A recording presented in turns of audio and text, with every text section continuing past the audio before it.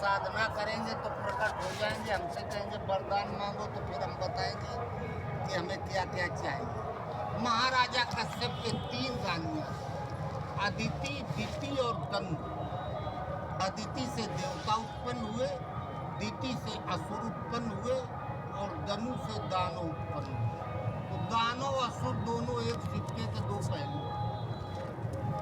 देवता केवल अलग रहते, आपस में जैसे सबके घर में संपत्ति के बंटवारा के लिए झगड़ा होता है, ऐसे उनके घर में भी झगड़ा चलता है। देवता सबल होते थे तो असुरों के हक पर कब्जा कर लेते थे, असुर सबल होते थे तो देवताओं के हक पर कब्जा कर लेते थे। ये लंबे समय तक चलता रहा, पीढ़ी दर पीढ़ी। एक बार देवता हावी हो गए, असुर कमजोर पड़ गए। असुरों के गुरु थे शुक्राचार्य, देवताओं के गुरु थे ब्रह्मा। असुर गए अपने गुरुदेव के पास, गुरुदेव कोई उपाय करो, हम लोग युद्ध में मारे जाते हैं, हार जाते हैं। शुक्राचार्य ने मृत संजीवनी विद्या की खोज। जो असुर युद्ध में घायल हों, अधमरे हो जाएं, मरने लगे, उन्हें पुनः जीवन दान। युद्ध चलता रहा, देवता जो मारे जाए वो मरे पड़े रहे। देवताओं की संख्या कम होने लगी, असुरों से बढ़ने लगी। तो देवता गए अपने गुरु बृहस्पति के पास, कहा गुरुदेव, उनके गुरु ने तो उनकी रक्षा का एक मार्ग निकाल लिया, दवाई की खोज कर ली, आपके पास कोई ऐसी दवा नहीं है कि हम लोग भी युद्ध में जो घायल हुए हैं ठीक हो जाए, अधमरे हैं, मरे हैं, पुनः जीवित हो जाए। कहीं एक है, यदि अमृत मिल जाए और जो पी ले वो फिर कभी मरेगा नहीं, अमर होए कबहू न मरे, रस गगन गुफा से अजर जाए। अमृत है कहाँ का है इसी समुंदर। लेकिन ये समुद्र से अमृत निकालने का मतलब है जब मंथन किया जाएगा, जैसे दही मथा जाता है तो मक्खन निकल आता है, मंथन किया जाए। और मंथन का कार्य बहुत कठिन है, वो मिलजुल के किया जा सकता है। तो पहले तो तुम असुरों से मिलकर वापस बात कर लो, एक खजाना इसे खोद लिया जाए, आधा आधा बांट लिया जाए। देवता गए, असुर तैयार हो गए थे, ठीक है जो निकलेगा हम लोग आधा आधा बंटवारा कर लेंगे। लेकिन इस विशाल समुद्र का मंथन करने के लिए मथानी उतनी बड़ी चाहिए। मथानी कहाँ से आएगी? तो कहा मंदराचल पर्वत की मथानी बनाएगी। लाएगा कौन इसे? भगवान विष्णु के पास गए, विष्णु जी ने सुदर्शन चक्र को संकेत दिया, उसने मंदराचल पर्वत को नीचे से काट दिया जड़ से। फिर गरुड़ से कहा, गरुड़ गए चोंच में दाब के ले आए और समुद्र में रखा, तो समुद्र की गहराई में वो डूबने लगा। देवताओं ने भगवान को पुकारा तो भगवान कच्छप का रूप, कछुआ का रूप धारण करके 100-200 मीटर की गहराई में तैरने लगे। था इसको हमारी टीम पर रखा। अब इतनी बड़ी मथानी के लिए इतनी बड़ी रस्सी चाहिए, मजबूत रस्सी। तब शेषनाग को पुकारा गया, शेषनाग आए, शेषनाग की रस्सी बन गई। कहानी लंबी है, संक्षेप में बता रहे हैं। असुर हो गए मुंह की तरफ, पूंछ की तरफ हो गए देवता। मंथन कार्य प्रारंभ। 14 रत्न निकले, श्री मणिरंभा, वारुणी, अमी, संत, गजराज, कंठ, द्रुम, सस, धेनु, धन, धन, मंत्र। सबसे अंत में अमृत निकला।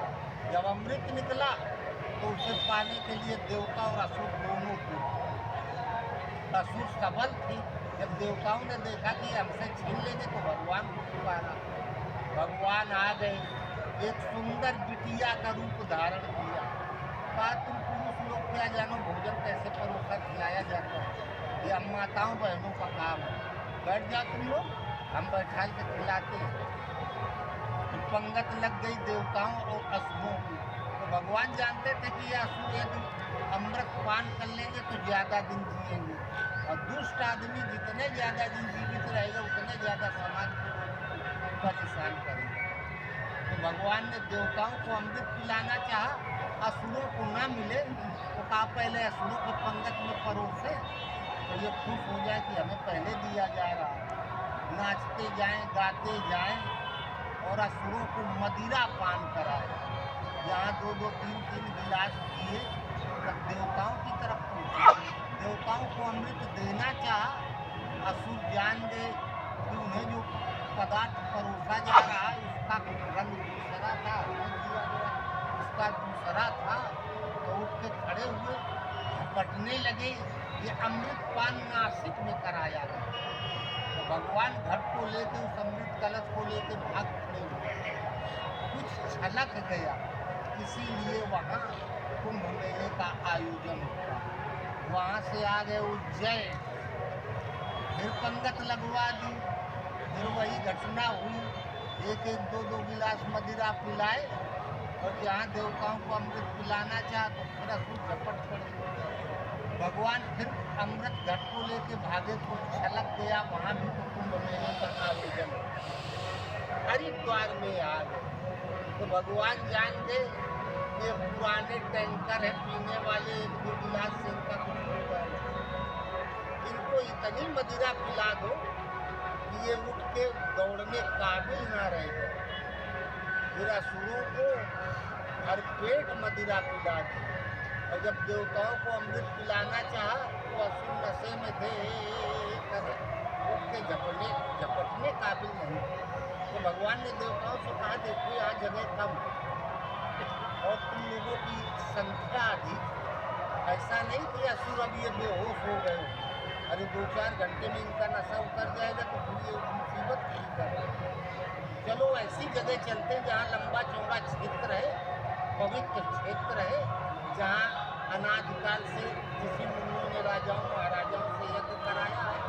वहाँ एक पंगत में हम बैठाल के एक बार में सबको पिला दें। वहाँ से भगवान अमृत कलश लेके भागे, कुछ अंश छींटे वहाँ पड़ गए, इसलिए वहाँ भी कुंभ मेले का आयोजन होता है। फिर इस प्रयागराज की पावन भूमि में भगवान ने देवताओं को अमृत पिलाया, देवता अमर। ये पौराणिक आख्यान है। जैसे लड़का को कुछ भी पढ़ा लिखा दो, ग्रेजुएट पोस्ट ग्रेजुएट, लेकिन अगर डॉक्टर बनाना है तो मेडिकल कॉलेज भेजना, वो दवाई की पढ़ाई अलग, ला की पढ़ाई अलग। तो जितने आध्यात्मिक ग्रंथ लिखे गए हैं जो उन ऋषि मुनियों के लिखे हुए हैं जिन्होंने कठोर तपस्या करके ब्रह्म तत्व का साक्षात्कार किया, फिर दिव्य दृष्टि के आलोक में उनकी लेखनी चली, इसलिए उनकी लेखनी को या तो उस अवस्था को प्राप्त महापुरुष समझ सकते हैं, या उस पथ के जो उन्नत साधक हैं वो जान सकते हैं कि ये क्या लिखा हुआ है। बाकी के समझ में नहीं आएगा। कुछ चीज़ें सुनने में आती है, कुछ देखने में आती है। अमृत सुनने में आता है, अमृत को किसी ने आज तक देखा नहीं। और जहर देखने में आता है, लोहा देखने में आता है, लेकिन जो पारस मणि होती है, इसको ये होता लोहा को छुआ दिया जाए तो सोना हो जाएगा, उसको आज तक किसी ने देखा नहीं।